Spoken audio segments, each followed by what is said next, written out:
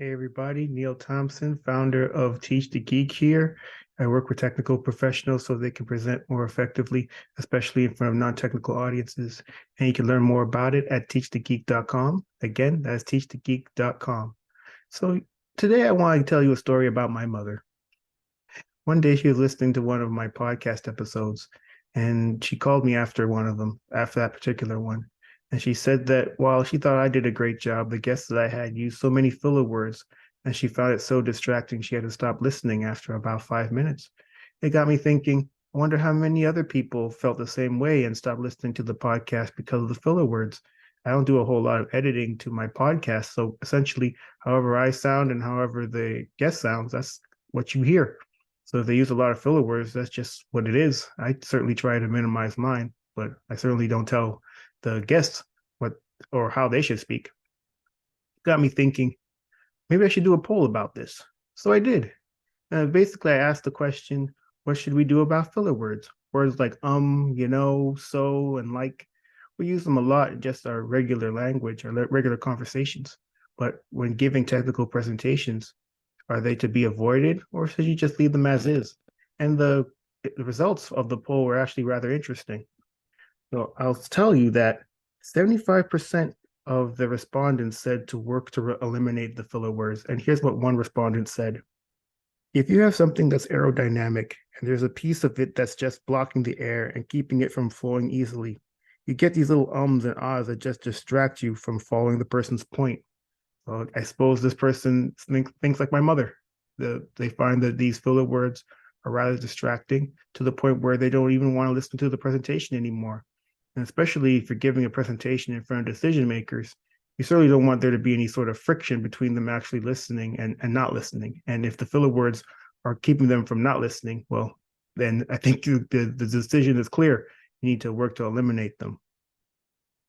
And a way I think you can do that is to record yourself actually giving presentations, because you can always go back to the recordings and hear the number of filler words you've used. Oftentimes we use a lot more than we think we did. Don't worry about filler words received 15% of the vote. And one of the respondents for this option said, as long as you can carry a persuasive line of thought about the data you're presenting and follow a logical flow for your presentation, people will generally listen. Well, I definitely fall within this group. So I'm unlike my mother in the sense that the number of filler words won't really keep me from listening to what the person has to say, especially if I'm really interested in the topic.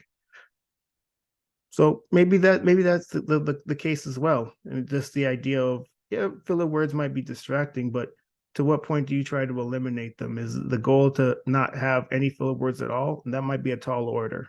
It's very difficult to eliminate all of them.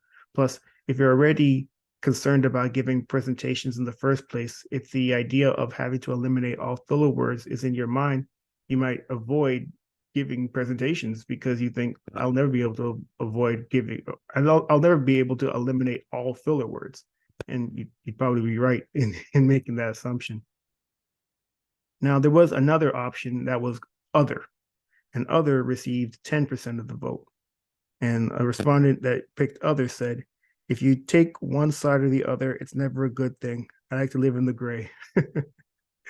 So essentially, this person, I think what this person was getting at is just the idea of there needing to be a balance between having as few filler words as possible and not being too concerned or not being overly consumed with not having filler words at all. Now, do you want 1,000 filler words in a presentation? Probably not. But do you want zero? Well, that's probably not realistic. You're going to live somewhere in the gray between 0 and 1,000, or zero, or whatever your maximum number of filler words is. And that's where you really want to live when giving a presentation. It would help. Well, doing that will make it so that the majority of the people most likely will listen to your presentation. So that's really what I wanted to say about this poll. It was really interesting that 3/4 of the people said work to minimize them. And I can definitely see why. Because when you minimize them, people like my mother will be appeased. They'll be more likely to listen. And people like myself who aren't as bothered by them would have listened anyway. So you're maximizing the number of people who will actually listen to your presentation. That's what I have to say about filler words. Again, I said this was a pretty interesting poll. I plan on doing more of them and seeing what those results are, and I certainly will provide those insights to those polls as well. Again, my name is Neil Thompson, founder of Teach the Geek, working with technical professionals on their presentation skills. And you can learn more about it at teachthegeek.com. Again, that's teachthegeek.com. Also, don't forget to like and share this podcast, not podcast, this YouTube channel with others. Every little bit helps. Again, thanks and take care and stay safe.